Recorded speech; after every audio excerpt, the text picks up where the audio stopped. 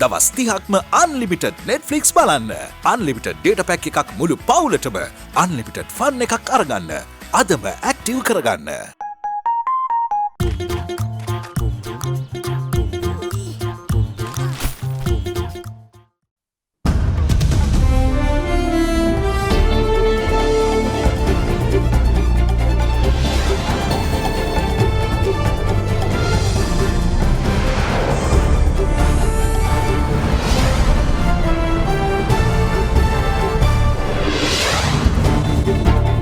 අද 2020 ඔක්තෝබර් 13 අඟහරුවාදා සිරස්තල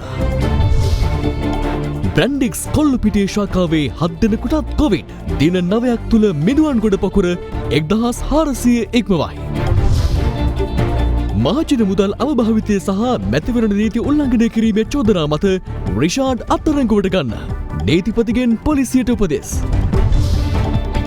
රාජ්‍ය නොවන සංවිධාන සහ විදේශ ස්ථානාපති කාර්යාල මුස්ලිම් අන්තවාදී සංවිධාන වෙනුවෙන් පෙනී සිටි නිසා ඒවා මර්ධනය අපහසු වුණා. මෛත්‍රීගෙන් පාස්කු කොමිසමට හෙළිදරව්වක්. රාමඤ්ඤ අමරපුර සංඝ සභා 20ට එරෙහිව මාධ්‍ය හමු පැවැත්වීම මහා හිමිවරුන්ගේ දෝෂ දර්ශනයට කතෝලික රදුගුරු සම්මේලනයත් 20ට එරෙහි වේ.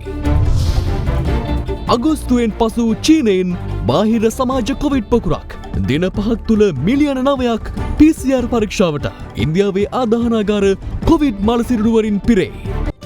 ඇල්කොහොල් අඩංගු හෑන්ඩ් සැනිටයිසර් භාවිත කරන්න. ලෙඩ රෝග ඇති කරන විෂ බීජවලට එරෙහිව සටන් කරන්න. හඳුන්වා දීමේ මිල රුපියල් 350යි. From Ada Derana, this is Ada Derana Prime Time with Dilka Saman Mali and Shatara Alvis. Live from Studio 24 in Colombo. ආයුබෝවන් ඔබ අදත් ලංකාවේ අංක එකේ සහ විශ්වසනීයම පුවත් විකාශය අද දෙරණ 6:55 සමගයි. කොල්ලුපිටිය බ්‍රැන්ඩික්ස් ආයතනයේ සේවකින් 7 දෙනෙකුටත් කොවිඩ් වෛරසය ආසාදනය වී ඇතැයි තහවුරු වී තිබෙනවා. ඔවුන් සියලු දෙනාම මිනුවන්ගොඩ ඇඟලුම් ආයතනයේ ආශ්‍රිතයින් බවයි සෞඛ්‍ය අංශ සඳහන් කළේ. කටුනායක නිදහස් වෙළඳ කලාපයේ තවත් සේවක සේවිකාවන් 42 දෙනෙකුද ඊයේ ආසාදිතයන් ලෙස හඳුනාගෙන තිබෙනවා. අද දිනේ තවත් ආසාදිතයින් 49 දෙනෙකු වාර්තා වීමත් සමග මිනුවන්ගොඩ කොවිඩ් පොකුරේ සමස්ත ආසාදිතයින් ගණන 1446 දෙනෙකු දක්වා ඉහළ ගොස් තිබෙනවා. ඒ අතරින් 32 දෙනෙකු නිරෝධායන මධ්‍යස්ථානවල සිටින අය වන අතර 77 දෙනා ස්වයං නිරෝධායන සඳහා යොමු කර සිටි ආශ්‍රිතයන්. මෙරටින් වාර්තා වූ විශාලතම කොවිඩ් පොකුර වන මිනුවන්ගොඩ කොවිඩ් පොකුරේ ආසාදිතයන් ගණන 1446 දෙනෙකු දක්වා ව්‍යාප්ත වීමට ගතව තිබෙන්නේ දින 9ක් වෙන කෙටි කාලයක්. මාස 7ක පමණ කාලයක සිට විදේශයන්ගේ සිට මෙරට පැමිණි අය අතරින් හඳුනාගෙන තිබෙන්නේද 1534ක් පමණයි.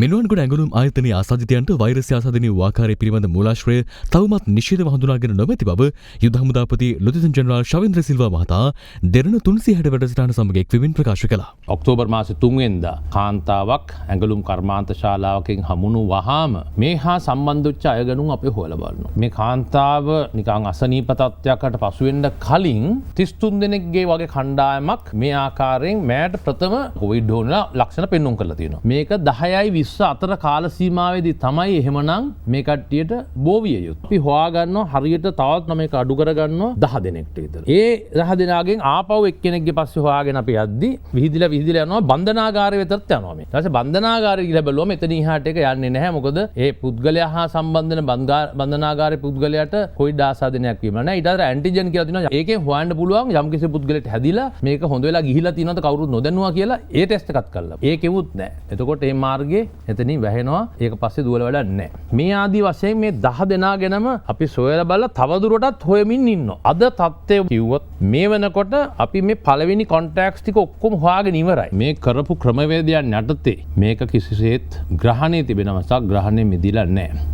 කොල්ලුපිටිය බ්‍රැන්ඩික්ස් ආයතනයේ සේවකයන් 7 දෙනෙකුටද වෛරසය ආසාදනය වී ඇතැයි තහවුරු වූ බව කොළඹ මහනගර සභාවේ ප්‍රධාන වෛද්‍ය නිලධාරී වෛද්‍ය රුවන් විජේමුනි මහතා සඳහන් කළා.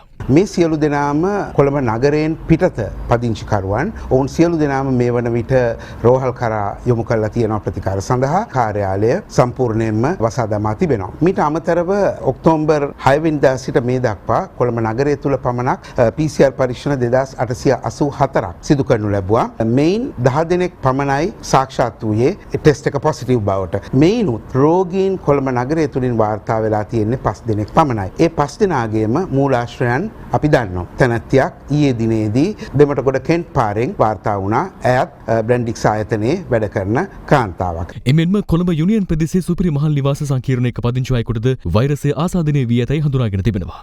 කෙසේ වෙතත් ඔහුගේ පවුලේ සමාජිකයන්ට වෛරසය ආසාදනය වී නැතැයි තහවුරු වුණා. සෞඛ්‍ය අංශ සඳහන් කළේ අදාළ පුද්ගලයා රැකියාව කළ ස්ථානයේ අයෙකුගේ ඥාතියෙකු මිනුවන්ගොඩ ඇඟලුම් ආයතනයේ ආශ්‍රිතයෙකු බවයි. රත්මලාන බ්‍රැන්ඩික්ස් ආයතනයේ සේවය කළ හොරණ මොරගහහේන වත්තිකඩේ ප්‍රදේශයේ පදිංචි අයෙකුට වෛරසය ආසාදනය වී ඇතැයි තහවුරු වීමත් සමග ඔහු සංචාරය කළ මොරගහහේන හොරගස් හන්දිය සහ ඔලබඩු යන ප්‍රදේශවල වෙළඳසැල් 3ක් අද වසා දැමුණා. එම වෙළඳසැල් සහ ආසාදිතයා සමග සම්බන්ධතා පැවතු තවත් නිවාස 4ක පුද්ගලයන් 20 දෙනෙකු පමණ ස්වයං නිරෝධායනයට යොමු කර තිබෙනවා. අදාළ ආසාදිතයා මිනුවන්ගොඩ ඇඟලුම් ආයතනයේ දෙවන පෙළ ආශ්‍රිතයෙකු බව සෞඛ්‍ය අංශය සඳහන් කළා. අනුරාධපුර ඇලයාපත්තුව විහාරපාලුගම ප්‍රදේශයේ පදිංචි වයස අවුරුදු 70ක් වන මිත්තණියකට සහ ඇගේ මිනිබිරියට කොවිඩ් වෛරසය ආසාදනය වී ඇතැයි තහවුරු වී තිබෙනවා. මිනිබිරියගේ මව සීදුව බ්‍රැන්ඩික්ස් ආයතනයේ සේවය කරන අතර ඇයෙකුත් ඔක්තෝබර් 6 වෙනිදා සිට 10 වෙනිදා දක්වා විහාරපාලුගම ප්‍රදේශයේ නිවසට පැමිණ ඇතැයි සෞඛ්‍ය අංශය සඳහන් කළා. පසුව මිනිබිරියට ඇති වූ අසනීප තත්ත්වයක් හේතුවෙන් මිත්තණිය විසින් ඇයව ඇලයාපත්තුව රෝහලට ඇතුළත් කර තිබූ අතර අනතුරුව අනුරාධපුර ශික්ෂණ රෝහල වෙත ඇතුළත් කර තිබුණා. එහිදී සිදු කළ PCR පරීක්ෂණයේදී මිත්තණියට මෙන්ම මිනිබිරියටත් වෛරසය ආසාදනය වී ඇතැයි හඳුනාගෙන බව අනුරාධපුර දිස්ත්‍රික් සෞඛ්‍ය සේවා අධ්‍යක්ෂ වෛද්‍ය නිමල් ආරියරත්න මහතා සඳහන් කළා. සිදුව බ්‍රැන්ඩික්ස් ආයතනයේ සේවය කරන මිනිබිරියගේ මවගේ PCR පරීක්ෂණ ප්‍රතිඵල ලැබීමට නියමිතයි. දියණිය රෝහල්ගත වෙලා තියෙන මාමා කෙනෙක්ගේ ට්‍රීවිල් රථයෙන් තමයි ඇලයාපත්තුව. අපි එම නිවස සහ ඒ සඳහා එයාගේ ලොකු අම්මා කෙනෙකුත් දායක වෙලා තියෙනවා. ඒ සියලු දෙනාම රෝදායන සඳහා අවශ්‍ය කටයුතු කරනවා. ඊට අමතරව මෙම නිවසේ ඉන්නේ පුතා වොලිබෝල් තරඟ කීපයකට යෙදিলা තියෙනවා නීරාවිය සහ මහ බුලංගොළම. ඒ නිසා ඉදිරි ක්‍රියාමාර්ග ගැනීම සඳහා අවශ්‍ය කටයුතු දැන් කරමින් පවතිනවා. කටුනායක වෙළඳ කලාපයේ තවත් සේවක සේවිකාවන් 42 දෙනෙකුට වෛරසය ආසාදනය වී ඇති බවට තහවුරු වීමත් සමග එම කලාපයෙන් මෙතෙක් වාර්තා වූ සමස්ත ආසාදිතයින් ගණන 67ක් දක්වා ඉහළ ගොස් තිබෙනවා. ඒ අතරින් බහුතරය සීදුව ප්‍රදේශයේ නවාතැන්පළවල සිටින අයයි. ඊයේ දින ඩේවිඩ් සිල්වා මහාවිද්‍යාලයේ PCR පරීක්ෂණ 220ක් කරන ලැබුවා පළමු ආශ්‍රිතයන්ගෙන්. එයින් අද දින වාර්තා ලැබිලා තියෙනවා 34 දෙනෙකුට කොවිඩ් රෝගය ආසාදනය වී ඇති බවට. මේ වෙනුවට සීදුව සෞඛ්‍ය වෛද්‍යනාරි කොට්ටාසයට රෝගීන් 102ක් පමණ වාර්තා වෙලා තියෙනවා. කැලණිය ප්‍රදේශයේ ටයර් කම්හලක සේවය කළ හෝමාගම සහ කැලණිය පදිංචි දෙදෙනෙකුට වෛරසය ආසාදනය වී ඇතැයි ඊයේ වාර්තා වුවද ඔවුන් දෙදෙනාට වෛරසය ආසාදනය වී නොමැති බව එම PCR පරීක්ෂණ සිදු කළ පෞද්ගලික රෝහල අදාළ ආයතනයේ කළමනාකාරීත්වයට අද යලි දැනුම් දී තිබෙනවා. මේ අතර පසුගිය ජුලි මාසයේදී මාලදිවයිනේ සිට දිවයිනට පැමිණ දිනදා 4ක නිරෝධායනය සම්පූර්ණ කර කහවත්ත වැල්ලෙන්දුර ප්‍රදේශයේ සිය නිවසේ සිටි අයෙකුට යලි කොවිඩ් වෛරසය ආසාදනය වී ඇතැයි තහවුරු වී තිබෙනවා. ඔහු දිනදා 4ක ස්වයං නිරෝධායනය අවසන් කර තිබූ අතර යලි මාලදිවයිනට යාම සඳහා සිදු කළ PCR පරීක්ෂණයේදී ආසාදිත බව තහවුරු වූ බවයි ප්‍රදේශයේ බහර මහජන සෞඛ්‍ය පරීක්ෂකවරයා සඳහන් කළේ. ගම්පා දිස්ත්‍රික්කයේ පොලිස් වසම් 18ක් ආශ්‍රිතව නිරෝධායන ඇඳින නීතිය අද සිට දැඩිව ක්‍රියාත්මක කරන බව පොලිස් මාධ්‍ය ප්‍රකාශක නියෝජ්‍ය පොලිස්පති අජිත් රෝහණ මහතා සඳහන් කළා. සෞඛ්‍ය අංශ වාර්තා කරලා තියෙනවා තවදුරටත් මේවා ව්‍යාප්ත වෙන්න පුළුවන් අවදානමක් තියෙනවා කියලා. ඉතින් ඒ නිසා තමයි අර සුපුරුදු පරිදි 8 ඉඳලා 8 වෙනකල් වෙළඳසැල් ඒ වගේම ෆාමසි විවෘත කරන්න අද දිනේ ඉඳලා දින 3ක් දක්වා හැකියාවක් නැහැ. අපි බලමු සිකුරාදා විතර වෙනකොට මේ තත්ත්වයන්ගෙන් ඔබට ගිහිල්ලා නැවත ඒ සහන ලබා දෙන්න පුළුවන් වෙයිද කියලා. Safeguard hand sanitizer නවතම නිෂ්පාදන පෙළ නිරෝගිමත් දිවියකට. දිවයිනේ සෑම ඇඟලුම් කම්හලක්ම සෑම සති දෙකකටම වරක් සිය කාර්යමණ්ඩල සමාජිකයන්ගේ PCR පරීක්ෂණ සිදු කළ යුතු බවට රජය උපදෙස් ලබා දී තිබෙනවා. එම උපදෙස් ලබා දී ඇත්තේ දිවෙන පුරා නිමි ඇඳුම් කර්මාන්ත ශාලා හිමියන් පරිපාලන නිලධාරීන් සමග රජයේ බලධාරීන් අද පැවැත් වූ සාකච්ඡාවකදී. ගම්පහ දිස්ත්‍රික්කයේ බේගම සහ කටුනායක වෙළඳ කලාප සහ දෙවැන පුරා තිබෙන නිමි ඇඳුම් කර්මාන්ත ශාලා හිමියන් සහ පරිපාලනය දැනුවත් කිරීමට හා ඔවුන්ගේ ගැටලුවලට පිළියම් යෙදීමට විශේෂ සාකච්ඡාවක් COVID-19 පැතිරීම වැළැක්වීමේ ජාතික ක්‍රියාන්විත මධ්‍යස්ථානයේදී අද පැවැත්වුණා. කර්මාන්ත ශාලා තුළ සේවයේ නියුතු කාර්ය මණ්ඩල නවාතන්ගෙන සිටින ස්ථාන පිළිබඳව විශේෂ සැලකිල්ලක් දැක්විය යුතු බව මෙහිදී අවධාරණය වී තිබෙනවා. මුඛාවරණ පැළඳීම, දුරස්ථ භාවය පවත්වා ගැනීම සහ දිනකට තෙවරක් උෂ්ණත්වය පරීක්ෂා කිරීම මූලිකව සිදු කළ යුතු බවටද මෙහිදී උපදෙස් ලබා දී තිබෙනවා.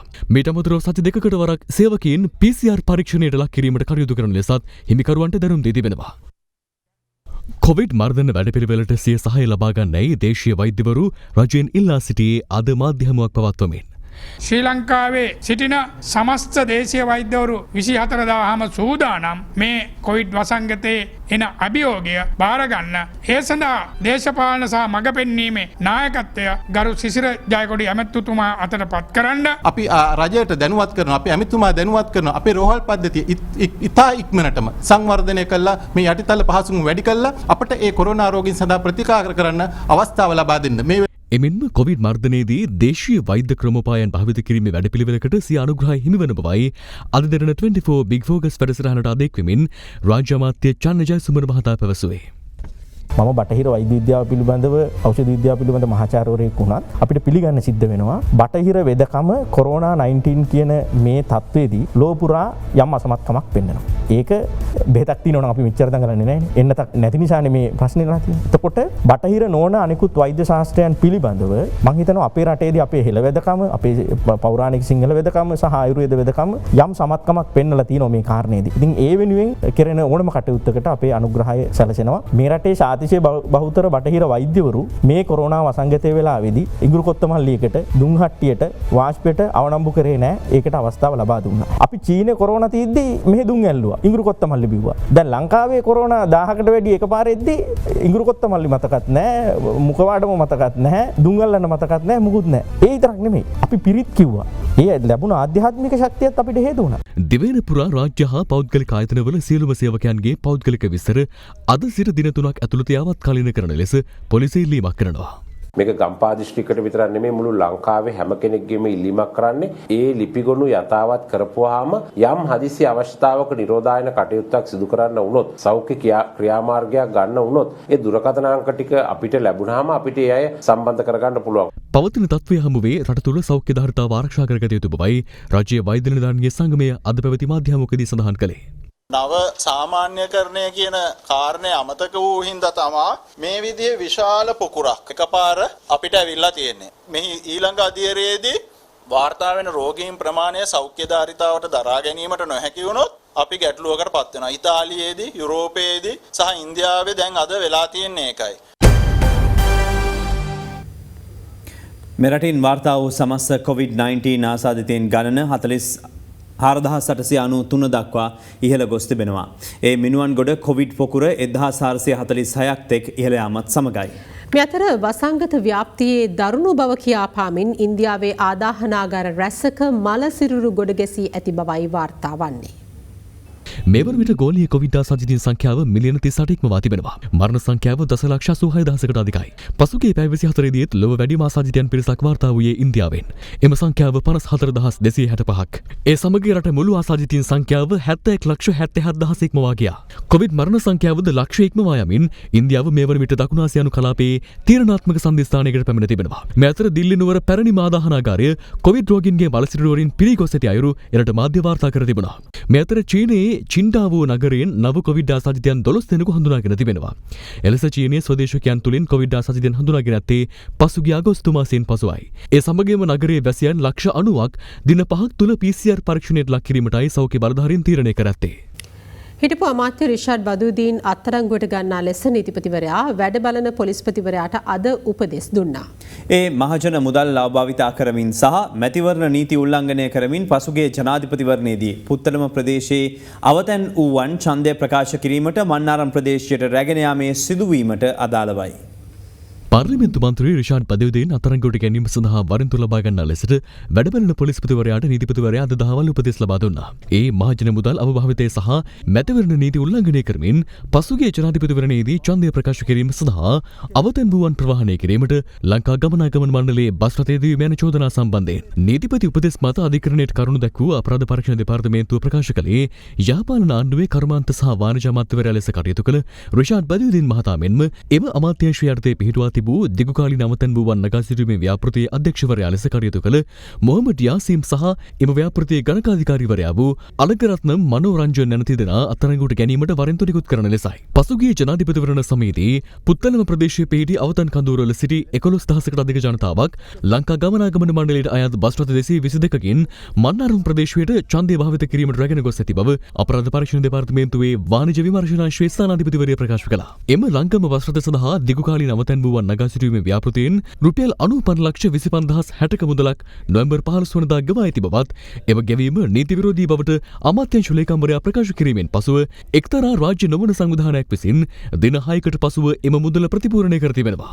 කෙසේ වෙතත් දින 6ක කාලයක් රජයේ මුදල් සාවද්‍ය පරිහරණය කිරීම වගින් එම සැකකරුවන් තිදෙනා පොදු දේපල පනත යටතේ ගැනෙන වැරදි මෙන්ම ජනාධිපතිවරයා තෝරාපත් කර ගැනීමේ පනත යටතේ ගැනෙන වැරදි සිදු කර ඇති බැවින් ඔවුන් මත්තරංගුවටගෙන අධිකරණය හමුවට ඉදිරිපත් කිරීමට නියෝගයක් නිකුත් කරන ලෙසයි අපරාධ පරීක්ෂණ දෙපාර්තමේන්තුව අධිකරණයෙන් ඉල්ලා සිටියේ. කෙසේ වෙතත් එම සැකකරුවන්ට එරෙහිව ඉදිරිපත් වී ඇත්තේ අධිකරණ වරින්තුවකින් තොරව අත්අඩංගුවට ගත හැකි සංඥේය වැරදි මෙන්ම පොදු දේපල පනත යටතේ ගැනෙන වැරදි දෙහින් ඔවුන් අත්අඩංගුවට ගැනීම සඳහා වරින්තු නිකුත් කිරීමේ කිසිදු අවශ්‍යතාවක් නොමැතිව පෙන්වා දුන් කොටුව මහේස්ත්‍රාත් ප්‍රියන්ත ලියනගේ මහතා අදාළ ඉල්ලීම ප්‍රතික්ෂේප කළා. පොලිසිය සතු බලතල අනුව ක්‍රියා කර ලබන 17 වනදා ප්‍රගති අධිකරණය හමුවට වාර්තා කරන ලෙසද මහේස්ත්‍රාත්වරයා අපරාධ පරීක්ෂණ දෙපාර්තමේන්තුවට නියෝග කළා.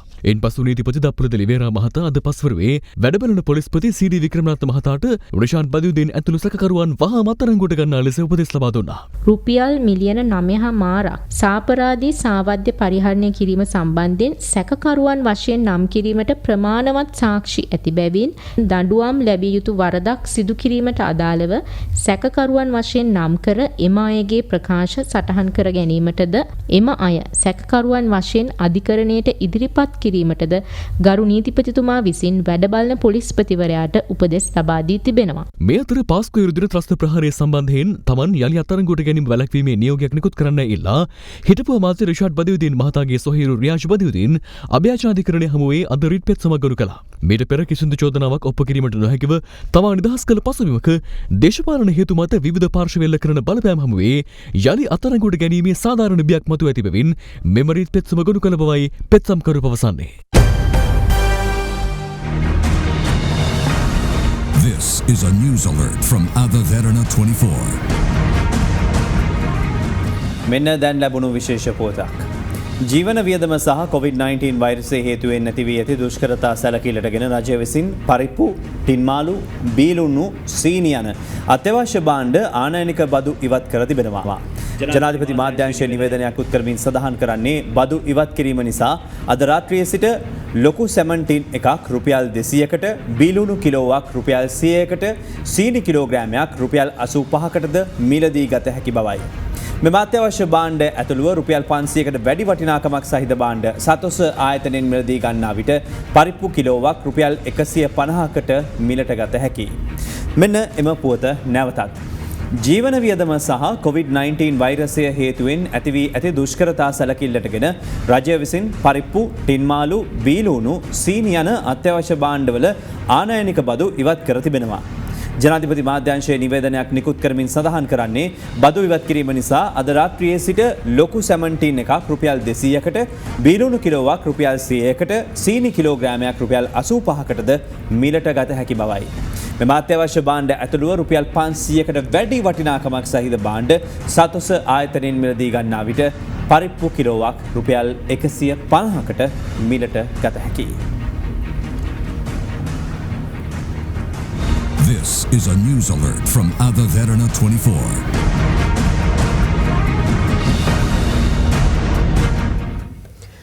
රාජ නොවන සංවිධාන සහ විදේශ තානාපති කාර්යාල මුස්ලිම් අන්තවාදී සංවිධාන වෙනුවෙන් පෙනී සිටීම නිසා ඒ මර්ධනය කිරීමට නොහැකි වූ බව හිටපු ජනාධිපති මෛත්‍රීපාල සිරිසේන මහතා පාස්කු ප්‍රහාරය පිළිබඳ විමර්ශන කරන ජනාධිපති කොමිසම හමුවේ ඊයේ සඳහන් කළා. මේ අතර හිටපු අග්‍රාමාත්‍ය රනිල් වික්‍රමසිංහ මහතාද අද පස්වරුවේ ජනාධිපති කොමිසම හමුවේ සාක්ෂි ලබා දුන්නා. හිටපු ජනාධිපති මෛත්‍රීපාල සිරිසේන මහතා ඊයේ දෙවන දිනයටත් පාස්කු ප්‍රහාරය පිළිබඳව සොයා බලන ජනාධිපති විමර්ශන කොමිසම හමුවේ සාක්ෂි ලබා දුන්නා. මෙහිදී රජයේ අතිරේක සොලිසිටර් ජනරාල්වරිය ප්‍රශ්න කර සිටියේ රාජ්‍ය බුද්ධි සේවය විසින් ජාත්‍යන්තරය තුළ IS සංවිධානයේ ක්‍රියාකාරීත්වය සහ මෙරට අභ්‍යන්තරේ නැගීම පිළිබඳව ඔබ ඇතුළු ජාතික ආරක්ෂක කවුන්සිලය දැනුවත් කර තිබේදීත් මෙරට තුළ ඉස්ලාම් අන්තවාදී ක්‍රියා සිදුවීම වළක්වා ගැනීමට ඔබගේ පාලන කාලය තුළ රජය අසමත් වුණා නේද යන්නයි. ඊට පිළිතුරු දෙමින් හිටපු ජනාධිපතිවරයා සඳහන් කළේ රාජ්‍ය නොවන සංවිධාන සහ විදේශ තානාපති කාර්යාල කාල එම අන්තවාදී සංවිධාන වෙනුවෙන් පෙනී සිටීම නිසා රජයක් ලෙස අපි ඒවා මර්ධනයට උත්සාහ දැරීමේදී අසිරිතාවයන්ට මුහුණ දුන්නා යනුවෙන්. මෙහිදී හිටපු ජනාධිපතිවරයා ඇමතු ජනාධිපති කොමිසමේ සමාජික අභ්‍යචනාධිකරණ විනිසුරුවරයා විමසා සිටියේ ඔබගේ දුර කාලය තුල කිසිවෙකුට හෝ ජාතික ආරක්ෂක කවුන්සිලයට සහභාගී වීම තහනම් කර තිබුණේද යන්නයි. එයට පිළිතුරු දෙමින් හිටපු ජනාධිපතිවරයා කියා සිටියේ තහනම් කළේ නැහැ. යම් යම් හැසිරීම් නිසා එන්න එපා කිව්වා. පූජිත් ජයසුන්දර මහතා ඔහුගේ දුර කාලය තුල නොයෙකුත් විවේචනයන්ට ලක් වුණා. ජාතික ආරක්ෂක කවුන්සිලයට ආපුවාම ෆෝන් දෙකක් තියාගෙන අයිනකට වෙලා ඔබ ඉන්නවා. ගන්න තීරණ මොනවත් දන්නේ නැහැ. දවසක් ආරක්ෂක කවුන්සිල රැස්වීමෙන් පස්සේ මම පෞද්ගලිකව හමු වෙලා කිව්වා පූජිත් ආරක්ෂක කවුන්සිලේ වැඩ කටයුතු වලට අවධානය දෙන්න කියලා. 2018 මහනුවර ඇසළ පෙරහැරදී නැටුවා. දවස් දෙකකට පස්සේ මම ගෙන්නලා ඇහුවා පූජිත් දියවඩන නිලමේට නැටුව මදි වෙලාද ඔයා නැටුවේ කියලා. ඊට පස්සේ ආයෙත් දවසක් මාතර ඉස්කෝලේකට ගිහින් ළමයි ඉස්සරහ ටීචර්ස් ළගෙන් ප්‍රශ්න අහලා එතනත් ප්‍රශ්නයක් ඇති කරගත්තා.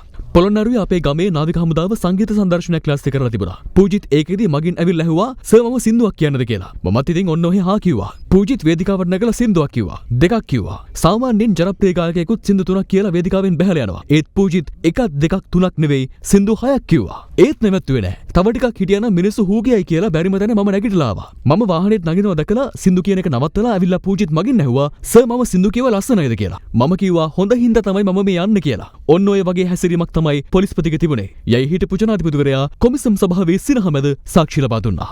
ඔහු වැඩිදුරටත් කියා සිටියේ පොලිස්පතිවරයාගේ මෙවැනි ක්‍රියාකලාප නිසා මම අගමැති රනිල්ට කිව්වා හම්බ වෙලා කතා කරන්න ඕනේ කියලා. පස්සේ රනිල් තලතා මංගල මලික් ඇතුළු 5 දෙනෙක් ඇවිල්ලා පූජිත්ගේ ක්‍රියාකලාප ගැන සාකච්ඡා කළා. පූජිත් එන්න කියලා උපදෙස් දුන්නා. කොහොම වුණත් අපි එකට වැඩ කළා. ඔය මාව හම්බෙන්න කෝල් කරන්න බෑ කියන කතා අමූලික බොරු. මොන උත්සවයකට ගියත් මම වාහනෙන් බහින්න කලින් පූජිත් දොර ගාව.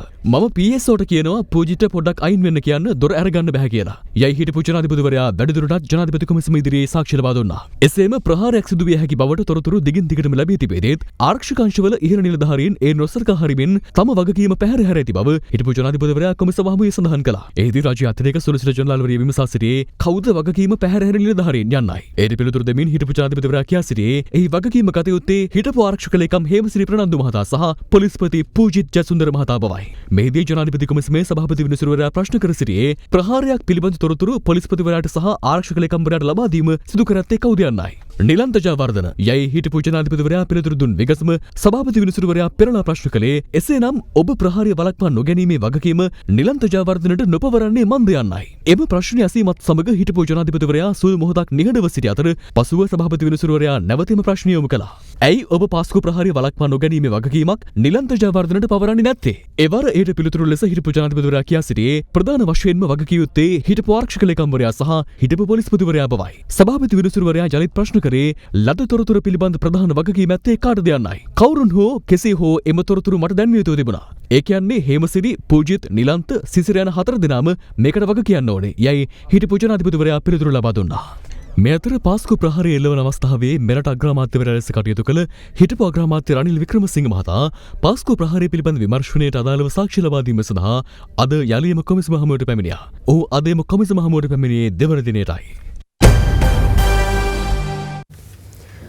20 වෙනි ව්‍යවස්ථා සංශෝධනය සම්බන්ධයෙන් රාමාන්‍ය මහනිකාය සහ අමරපුර මහා සංඝ සභාව රැස් වී කිසිදු සාකච්ඡාවක් සිදු කිරීම හෝ ඒ පිළිබඳ නිල නිවේදනයක් නිකුත් කිරීමට තීරණයක් ගෙන නොමැති බව එම සංඝ සභාවල මහානායක හිමිවරුන් අවධාරණය කරනවා. ඊයේ එම සංඝ සභාවල ලේකකාධිකාරී හිමිවරුන් කිහිප නමක් 20 වෙනි සංශෝධන කෙටුම්පත අනුමත නොකරන බව පවසමින් පැවැත් වූ මාධ්‍ය හමුවට ප්‍රතිචාර දක්වමින් නානාහින්පිට ප්‍රදේශයේ පැවති මාධ්‍ය හමුවකට එක් වූ රාමාන්‍ය මහනිකායේ සහ අමරපුර මහා සංඝ සභාවේ නායක හිමිවරුන් කිහිප දෙනෙක් 20 වන ව්‍යවස්ථා සංශෝධනය සම්බන්ධයෙන් ඊයේ මෙලෙස අදහස් පළ කළා. 20 වෙනි ආණ්ඩුක්‍රම ව්‍යවස්ථා සංශෝධනයේ සහයෝගය ලබා දෙනවා කියන්නේ සියතින් ගෙලසින්ද ගැනීමක් හා සමානයි කියලා අපිට පේන ප්‍රජාතන්ත්‍රවාදී පිළිබඳව කතා කරනකොට. අපි මේ ව්‍යවස්ථාවෙන් ද්විත්ව පුරවැසිකාමේ තියෙන කෙනෙක් ආවොත් එම එතකොට ඒ රාජ්‍ය හිම්පිටිම විනාශ රස්තියට පත් කරලා දානවා. කෙසේ වෙතත් මෙම ප්‍රකාශවලට විරෝධය දක්වමින් රාමාන්‍ය මහනිකායේ මහානායක අතිපූජ්‍ය නාපාන පේමසිරි හිමියන් අද මාධ්‍ය හමුවක් පැවැත්වුවා. රාමාන්‍ය නිකායක දෙවිසුන් වහන්සේලා වශයෙන් දේශපාලනමය වැඩවලට සම්බන්ධ නොවිය යුතුයි. යම්කිසි රැස්වීමක් නිකාය පිළිබඳව කෙරේ නම් විශේෂයෙන්ම මා දැනුවත් විය යුතුයි. නැත්නම් එදාට ඉන්න මහානායක හිමියන් ඒවා දැනගත යුතුයි. මහානායක හිමියන් දන්නේ නැතුව ප්‍රකාශ කිරීම යෝග්‍ය නැති බව ලේකම්වරු දැනගත යුතුයි. මේ අතර අමරපුර මහා සංඝ සභාවේ වැඩවලන උත්තරීතර මහානායක පූජ්‍ය ගන්තුනි අස්සිජි හිමියන්ද මාධ්‍යවිත නිවේදනයක් නිකුත් කරමින් එම ප්‍රකාශ සම්බන්ධයෙන් සිය විරෝධය පළ කරනවා.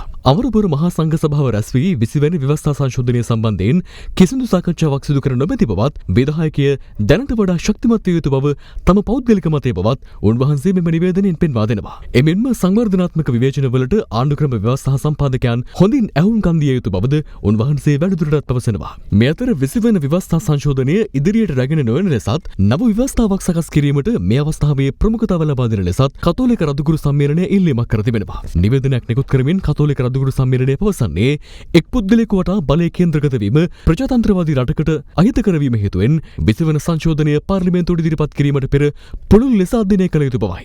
සමස්ත පාර්ලිමේන්තුවම ව්‍යවස්ථා සභාවක් ලෙස රැස් වී නව ව්‍යවස්ථාවක් සකස් කිරීමට දායක විය යුතු බවත් එහිදී විවිධ අර්ථකථන සිදු කිරීමට නොහැකි ආකාරයෙන් අඩුපාඩු සකස් කළ යුතු බවත් රදුගුරු සම්මේලනය නිකුත් කළ නිවේදනයේ සඳහන්. මේ අතර 20 වන ව්‍යවස්ථා සංශෝධනය පිළිබඳව සාකච්ඡා කිරීම සඳහා පසුගිය 9 වනදා අරලිගහ මන්දිරයේ පැවති හමුවේදී තම අදහස් ප්‍රකාශ කිරීමට අවස්ථාවක් ලබා නොදීම හේතුවෙන් ඒ පිළිබඳව තම ස්ථාවරය දන්වා ජනාධිපතිවරයා වෙත පාර්ලිමේන්තු මන්ත්‍රී ආචාර්ය විජේදාස රාජපක්ෂ මහතා අද ලිපියක් යොමු කර තිබෙනවා. විගණන සහ ජාතික ප්‍රසම්පාදන කොමිෂන් සභා අහෝසි කිරීම, අමාත්‍ය මණ්ඩල සීමාවන් ඉවත් කිරීම, වසරක් තුළ පාර්ලිමේන්තුව විසිරුවීම සඳහා බලය සකස් කර ගැනීම, ද්විත්ව පුරවැසි නීති වෙනස් කිරීම ඇතුළු කරුණු කිහිපයකට අදාළව මෙම ලිපියෙන් සී විරෝධය පළ කරන බව මන්ත්‍රීවරයා පවසනවා. 20 වන ව්‍යවස්ථා සංශෝධනය සම්බන්ධයෙන් අද දිනේදීත් පාර්ශ්ව රසක් මෙලෙස අදහස් පළ කළා. අපේ රටේ ප්‍රධානම ශිෂ්‍ය අමරපුර නිකාය රාමන්නිකාය භික්ෂුන් වහන්සේලා ප්‍රකාශ කළ තියෙනවා මේක කරන්න එපා කියලා. රටේ මේ ආණ්ඩුව බලයටපත් කරන්න වැඩගත් මෙහෙවරක් කරපු ජාතික බුද්ධිමතුන් ස්වාමීන් වහන්සේලා විරුද්ධ වෙලා තියෙනවා. ඉතින් ඒව නොතකා ක්‍රියා කරනවා නම් ඉතින් ඒකේ දේශපාලන වගකීම සමාජ ප්‍රශ්නය රජයට එල්ල වෙයි. ධම්ම කතා කරන්නගේ තේරුමක් නැහැ. මොකද හේතුව අධිකරණයෙන් එන වාර්තාව 20 වෙනිදා පාර්ලිමේන්තුවට ගරු කතානායකතුමා විසින් ඉදිරිපත් කරාට පසුව පිට පුළුවන් සාකච්ඡා. දැන් ආණ්ඩු පක්ෂය ඇතුළෙම සමහර අය මේකට විරුද්ධව යම් ප්‍රකාශ නිකුත් කරනවා. නමුත් ඒ ප්‍රකාශ වලින් මනින්න බෑ. ඔවුන්ගේ අවසාන තීන්දුව මොකද්ද කියලා. ඒක ඡන්දෙට ගියාම පස්සේ තමයි බලන්නේ. සමහර අය රඟපෑමුත් කරනවා. අද ආණ්ඩුව තුළම 20කට වැඩි ගාණක් 20ට විරුද්ධව කටයුතු කරන්න දැන්ට තීරණය කළා තියෙනවා කියලා අපිට දන්නලා තියෙනවා. ඒ වගේම විමල් වීරවංශ මහත්මයා කියලා තියෙනවා මං යෝජනා කරපු මං කියපු සංශෝධන එකක්වත් ආණ්ඩුව කළා නැහැ. ආණ්ඩුවේ කඩා වැටීම ආරම්භ වෙන්නේ 20න් කියලා මං කියනවා. ලියන්න තිබෙන මල්ල ඔබා බලන්නේ කුමටයි කියලා පරණ සිංහල කියවනක් තියෙනවා. හරියටම සතියකින් පාර්ලිමේන්තුව කැඳුනම කතානායකතුමා අපිට දැනුම් දෙවි ශ්‍රේෂ්ඨ අධිකරණයේ තීන්දුව කුමක්ද කියලා. තැන් තැන් වල පළවෙන නොනිල තීන්දුව ගැන අපට අදහසක් ප්‍රකාශ කරන්න බෑ. ETI සමාගමේ සිදු ඇතැයි පැවසන මූල්‍ය ආක්‍රමිකතා සම්බන්ධයෙන් සොයා බැලීමට පත් කළ ජනාධිපති කොමිෂන් සභා වාර්තාව ඉදිරි පියවර ගැනීම සඳහා නීතිපතිවරයාට යොමු කිරීමට කැබිනට් මණ්ඩලය තීරණය කර තිබෙනවා. අද පැවති කැබිනට් තීරණ දැනුම් දීමේ මාධ්‍ය හමුවේදී අමාත්‍ය කෙහෙලි රඹුක්වැල්ල මහතා මේ බව සඳහන් කළා. එදිරිසිංහ ට්‍රස්ට් ඉන්වෙස්ට්මන්ට් ලිමිටඩ් සමාගම පිළිබඳ ජනාධිපති කොමිෂන් සභාවේ නිර්දේශ ක්‍රියාත්මක. මේ කොමිසම මේ වෙනකොට ඒ වාර්තාව ඉදිරිපත් කරලා තියෙනවා. ඒකේ කොමිෂන් සභාවේ නිර්දේශ සහ නිර්දේශ මගින් සමාගම් නීතිය, මූල්‍ය සමාගම් නීතිය පිළිබඳ නීතිය, මුදල් විසුද්ධීකරණ පනත, මූල්‍ය තොරතුරු වාර්තා කිරීමේ පනත, ඉඩම් විදේශිකයන්ට පැවරීමේ නීතිමය රාමුව මෙන්ම දණ්ඩ නීති සංග්‍රහය යටතේ වන වැරදි රාශියක් සිදු වී ඇති බව පෙන්වා දී ඇත. විශේෂයෙන් මේ සඳහා කඩමෙනෙන් නීතිමය පියවර ගැනීම පිණිස නීතිපතිවරයාට යොමු කිරීම සහ විශේෂයෙන්ම සඳහන් කරන්න ඕනේ මහ බැංකුව බැංකු නොවන මූල්‍ය ආයතන අධීක්ෂණය සඳහා ඇති දෙපාර්තමේන්තුව මුලින්ම ප්‍රතිසංස්කරණය කර මූල්‍ය සමාගම් නියාමනය සඳහා නව ආයතනයක ව්‍යුහයක් සකස් කරන ලෙස මුදල් අමාත්‍යාංශයට දැනුම් දීම. අධිකරණ අමාත්‍ය සමාජයෙන් එම කොමිෂන් සභා වාර්තා හා ඒ අනුව ඒ ගනු ලබන පියවරන් පාර්ලිමේන්තුවට ඉදිරිපත් කිරීම. මේ සම්බන්ධව ආයතන ගණනාවක් තිබෙනවා. සියලුම ආයතන මූල්‍ය නොවන ආයතන පාලනය සම්බන්ධව මහ බැංකුවේ තියෙන ආයතනය සම්බන්ධවත් විශාල වශයෙන් අක්‍රමිකතා ගණනාවක් සිදු වී ඇති බවත් ඒ වාර්තාවෙන් ඉදිරිපත් වෙලා තියෙනවා. ඒ නිසා හැකි ඉක්මනින් මේ සම්බන්ධව ක්‍රියාත්මක කිරීමට කැබිනට් මණ්ඩලය තීන්දුව කරලා තියෙනවා. That report says that there are so many assets that belongs to this organization. It is the final idea is to pay the depositors. That we will make sure and ensure that we will do that. පූගඩ police අත්අඩංගුවේ සිටියදී රාගම රෝහලට ඇතුළත් කිරීමෙන් පසු සැකකරුවෙකු මිය යාම සම්බන්ධයෙන් විශේෂ විමර්ශනයක් වැඩබලන පොලිස්පතිවරයාගේ උපදෙස් මත ආරම්භ කර තිබෙනවා. මියගිය පුද්ගලයාගේ බිරිඳ සහ ඥාතීන් චෝදනා කරන්නේ පොලිසිය සිදු කළ පහර දීමකින් මරණය සිදුව ඇති බවයි. මේ අතර මද්‍රව්‍ය ජාවාරම්කරුවන් සහ පාතාල ක්‍රියාකාරීන් අත්අඩංගුවට ගැනීමේ මෙහෙයුම්ද රට පුරා අඛණ්ඩව ක්‍රියාත්මකයි. පූගොඩ මණ්ඩාවල ප්‍රදේශයේ මුදල් සොරකමක් කළ බවට සැකපිට පූගොඩ පොලිසිය විසින් පුද්ගලයෙකු අත්අඩංගුවට ගෙන ඇත්තේ පසුගිය 11 වනදායි. අත්අඩංගුවේ සිටියේදී අසනීප තත්ත්වයක් හේතුවෙන් රාගම රෝහලට ඇතුළත් කිරීමෙන් පසුව සැකකරු මියගිය බවයි පොලිසිය පවසන්නේ. නමුත් එම පුද්ගලයාගේ බිරිඳ චෝදනා කරන්නේ පොලිසිය සිදු කළ පහර දීමක් නිසා සිය සැමියා මියගිය බවයි. ලොකු පොළොවේ ඔළුවට මම ගැව්වේ ගාලා අන්තිමට ගෙටක් දාගෙන ගැව්වා පොලිස් කාර්යෝ ටික ඔක්කොම ඇවිල්ලා සිවිල් පිට ඇවිල්ලා ගැව්වේ. මම දානකම් වලටමයි. පැමිණිල්ලට කියපු දේවල් සේරෝම ලියත් මේ වැරදියට. ළමයාට බඩට ගැහුවයි කියන එක ලියලා නැහැ. ලියලා තිබුණේ පොලිස් කාර්යය දෙන්නෙක් අවවාද කළා කියලා. එම පුද්ගලයාට පොලිස් නිලධාරීන් පහර දුන් බව පැවසෙන සිද්ධියේ ස්ථානීය පරීක්ෂණය පූගොඩ මහේස්ත්‍රාත් පසන් අමරසිරි මහතා විසින් අද පෙරවරුවේ සිදු කෙරුණා. මේ අතර මෙම සිද්ධිය පිළිබඳව වැඩබලන පොලිස්පතිවරයාගේ උපදෙස් මත විශේෂ විමර්ශනයක් ආරම්භ කර තිබවයි නියෝජ්‍ය පොලිස්පති අජිත් රෝහණ මහතා අප කළ විමසීමකදී කියා සිටියේ. ඝාතනයට ලක් වූ පාතාලකාලී නායක සමයන්ට අයත් බව කියන මෙරට නිෂ්පාදිත රිවෝල්වරයක් විශේෂකාර බලකාය ඊයේ සොයාගත්තේ පතුරුම් 6ක්ද සමගින්. රණාලේදී කළ මෙම වැටලීමේදී 34 හැවිරිදි සැකකරුවෙක්ද අත්අඩංගුවට ගත්තා. නවගමුවේ පදිංචිකරුවෙකු වන සැකකරු 11 වෙනිදා 10 වෙනිදා තෙක් රක්ෂිත බන්ධනාගාරගත කිරීමට කඩුවෙල මහේස්ත්‍රාත් අධිකරණය අද නියෝග කළා. හෙරොයින් ජාවාරයෙන් නිරත වූ කාන්තාවක් සහ තවත් පුද්ගලයෙක් ඊයේ මොරගහ යන පොලිසිය විසින් එම ප්‍රදේශවේදී අත්අඩංගුවට ගැනුණා. සැකකරු සන්තකයේ හෙරොයින් ග්‍රෑම් 100ක්ද සැකකාරිය සතුව හෙරොයින් ග්‍රෑම් 10ක්ද තිබූ බවයි පොලිසිය පවසන්නේ. මේ අතර ඇල්පිටිය ඌරගස්මන් හන්දිය හිපන් කන්ද ප්‍රදේශවේදී හෙරොයින් ග්‍රෑම් 9යි මිලිග්‍රෑම් 750ක් ජංගම දුරකථන 5ක් සහ සිම් කාඩ් පත් 15ක් සමග පුද්ගලයෙකු ඊයේ ඇල්පිටිය පොලිසිය විසින් අත්අඩංගුවට ගැනුණා. සැකකරු කරන්දේනිය ප්‍රාදේශීය සභාවේ උපසභාපති ඩොනල්ඩ් සම්පත් රණවීර ඝාතනය ඇතුළු මිනීමෙරුම් රසක් සම්බන්ධයෙන් චෝදනා ලැබ විදේශගතව සැකව සිටින ඌරගහ මයිකල් නැමැති සංවිධානාත්මක අපරාධකරුගේ සමීපතමයෙකු බවයි හෙළි වී ඇත්තේ. ඌරගහ මයිකල්ගේ මද්‍රව්‍ය ජාවාරමේ බිල්පත් ඇතුළත් පොතක්ද සැකකරු සතුව තිබී සොයා ගැනුණා.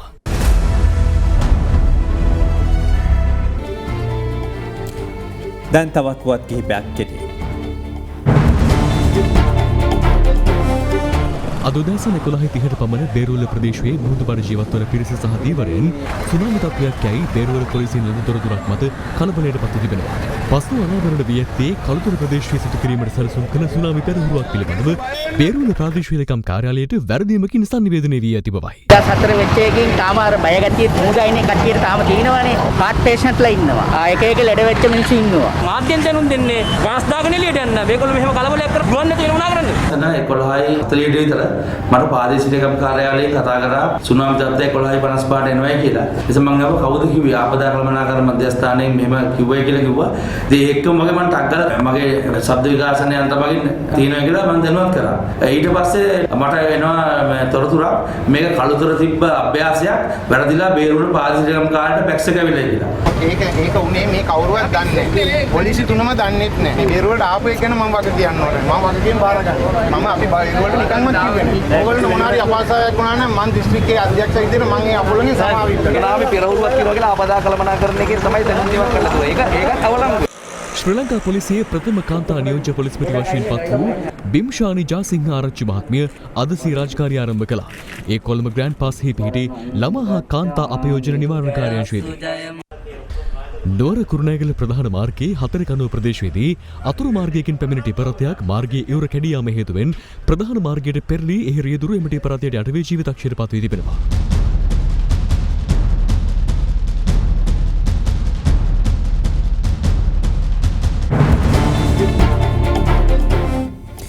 ඒ සමගින් ප්‍රවෘත්ති අවසන් වෙනවා. සියලුම ජංගම දුරකථන ජාල ඔස්සේ අද දෙරණ කෙටි පණිවිඩ සේවාව හරහාද තොරතුරු එසනින් ගෙනෙන අතර ඒ සඳහා ඔබට ලියාපදිංචි විය හැකියි.